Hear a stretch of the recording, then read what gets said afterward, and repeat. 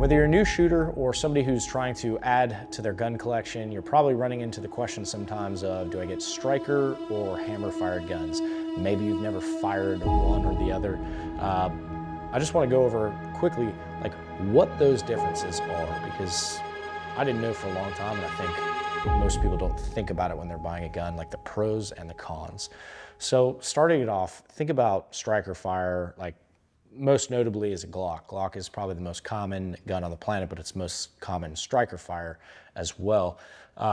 Here we have a Canic, that's striker fire, and then hammer fire. Well, hammer fire, you can think old SIGs we have here, or any of the other single and double action SIGs, also like the 2011s, the 1911s, those are hammer. The hammer, you can visibly see the hammer strike the pin and shoot the round.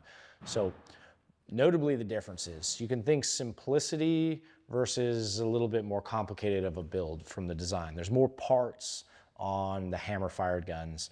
There are typically external safeties, sometimes there's not, but they usually are. There's often a single and a double action, which gives you an option.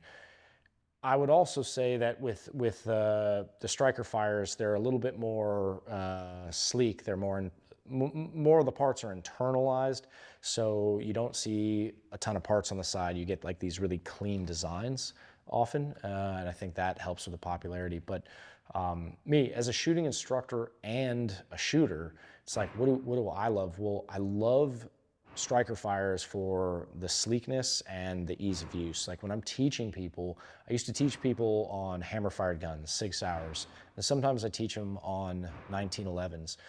The biggest thing I see is people don't know their gear enough, right? They're not experts, that's why they're seeking training, and they don't have the muscle memory, and there's more moving parts, there's more pieces to press. So safeties, people forget their safeties all the time. They forget to drop them down, and they think the gun doesn't fire. They forget the secondary safeties in the palm grip of 2011s. And then they also forget where their hands are. Sometimes they don't put their thumb on top of the safety, and their own thumb during the recoil will bump the safety and activate it. Those are two really important things to know when you're firing a gun and you're in a stressful situation. If your gun doesn't work, it is most likely you. It's not the gun. The gun is functioning properly. Your own hands are knocking it out of place, or you're not engaging the pieces. With a Sig Sauer 226, for instance, the single and double action, there's a decocking lever, so to bring the hammer back forward to put in your holster. That was something that we would use almost as a safety, right? Because the first trigger was very heavy, and then after the first trigger pull, it'd be a lighter, shorter trigger pull.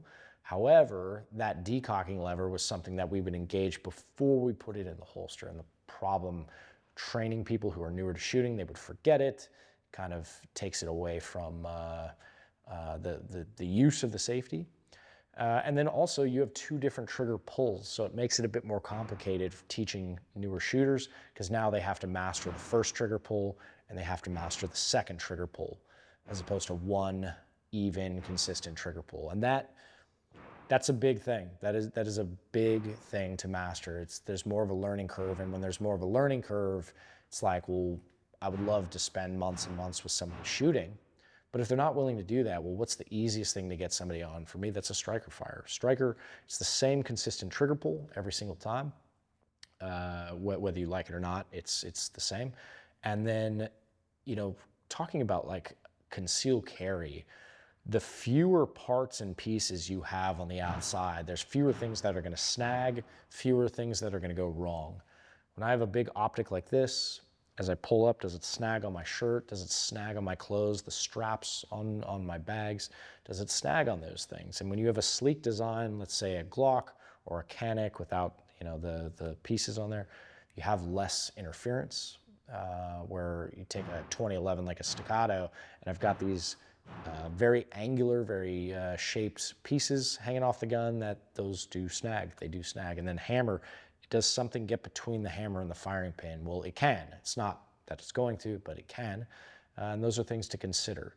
But most notably, these are just easier to learn, not necessarily more reliable, just easier to learn with the single trigger pull. Something that is potentially a pro for the hammer fire guns is you have single and double action. And now, while there's a learning curve to that, you can pick your shot. So what I loved about the Sig Sauer was that very first double action was a long pull. And even though that was a long and heavier pull, I was able to connect to that trigger. And I always felt as I would roll the hammer, meaning I would pull the trigger and you'd see the hammer roll back. As you roll that hammer pushing out, you feel really connected to that trigger. Beretta's like another example of that. You pull, you roll that hammer back. And I think a lot of people like that. I did as well. So that's more of a nuanced thing that people love or don't like, but I really loved it. Then if I felt like taking a more accurate shot, let's say we were competing with our friends and we were 100-yard shot or something like that, you could cock back, go into single action, and then have a more precise, easy, lightweight trigger. So having, both of those options is kind of neat. But if I had to choose like one gun, I'd probably go with a striker because, the ease of use and the consistency of that trigger pull and then the clean, sleek design is something that, for me, weighs more in value than the hammer fire guns with the, more parts, more things that can catch, and a higher learning curve. So the question I have for you at home, are hammer fired guns still relevant? Is it outdated technology? I mean, they started it all. Hammer fired guns started pistols. And they are still relevant today in terms of 1911s, 2011s, and those designs. But if you could switch it over and just have all striker fire, is that the future? Is that the technology? I'd love to hear from you guys. What do you use and what do you prefer? Is it striker or is it hammer? Let us know in the comments section. And as always, continue training because that's how we move forward and that's how we progress.